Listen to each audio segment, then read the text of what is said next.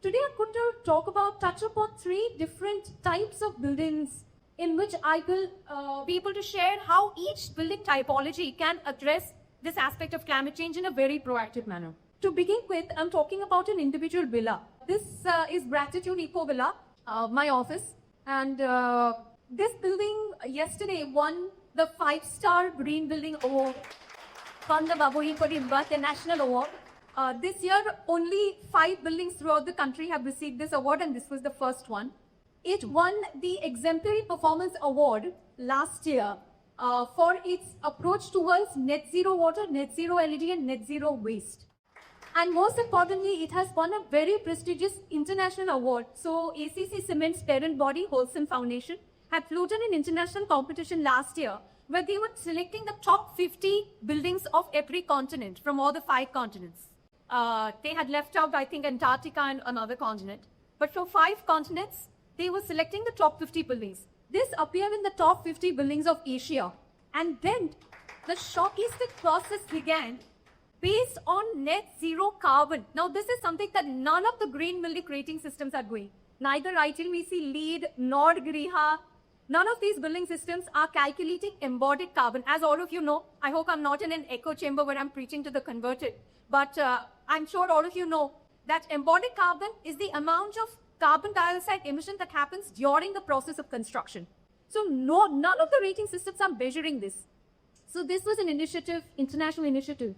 And through this initiative, as I said, we were selected in the top 50. And there are very stringent process of calculation. We came into the top 30, then into the top 20, the top 5, and finally we emerged as Asia's first house of tomorrow.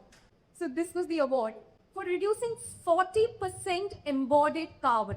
Now the world average is 22%. So even in Europe, which are some of the most advanced countries with excellent research institutes in the field of climate change, they have been able to achieve only 22%. So it was a matter of great pride yesterday in front of all the ministers that a building from India has superseded the world average by such a huge mark. That they have done 40% reduction in embodied carbon, which amounts to 102 tons of CO2. Now, just to give you an example, what do you mean by 102 tons of CO2?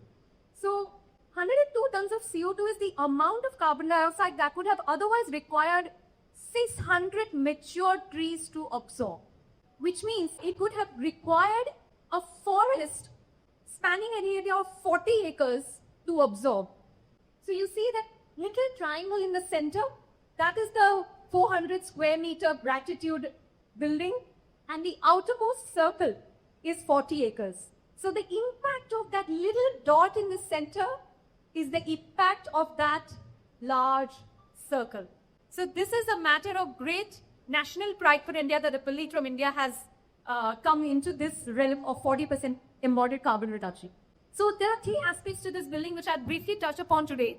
Passive design, which is climate intelligent design, low CO2, low carbon materials, and resource efficiency.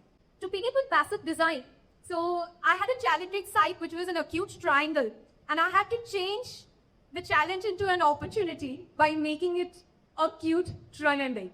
And how I did it was through various climate intelligent features.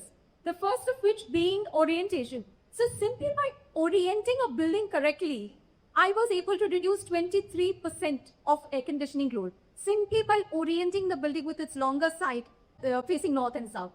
The second aspect was that the walls which were receiving the incident solar radiation, I did a calculation based on the sun paths of this city and decided what should be the projection of the pergolas and the deck of veranda, which will span almost like an origami fan and cover the whole building like a floating deck.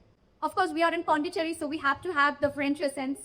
And this is how I was able to prevent all the main walls of the house being protected from incident solar radiation. Now, one interesting aspect which Dr. Mahadevan also touched upon was sunlight. And it is very strange to see that we are in a tropical country where our clear blue sky outside right now has a lighting level of 20,000 lux. And at bright daylight, we are over 100,000 lux. That is the lighting level just after this blind. 20,000 lux. Inside right now, we have 400 lux. And still, we are using artificial light. We need only a fraction of what is there just behind this blind, and they're using artificial lights. So this entire building Gratitude, needless to say, is completely lit by daylight. The interior looks like this. Ventilation, one of the most critical aspects. So I have designed this whole building like a modern day Hawa Mahal. Those of you who have visited Jaipur know what I'm talking about.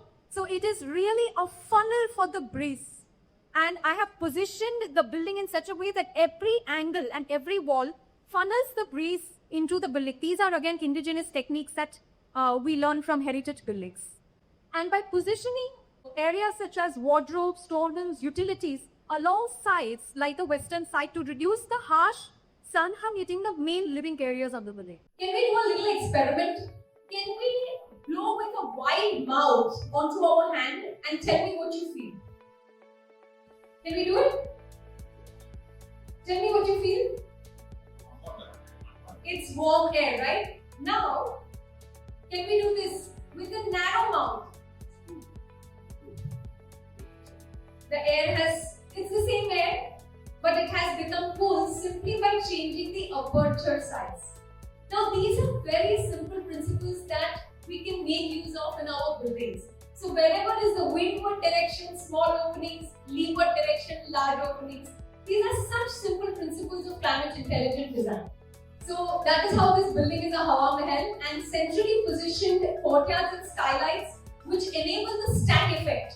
So, all the hot air rises to the top and escapes from the central opening in the middle, and which allows the cool air to come in from below.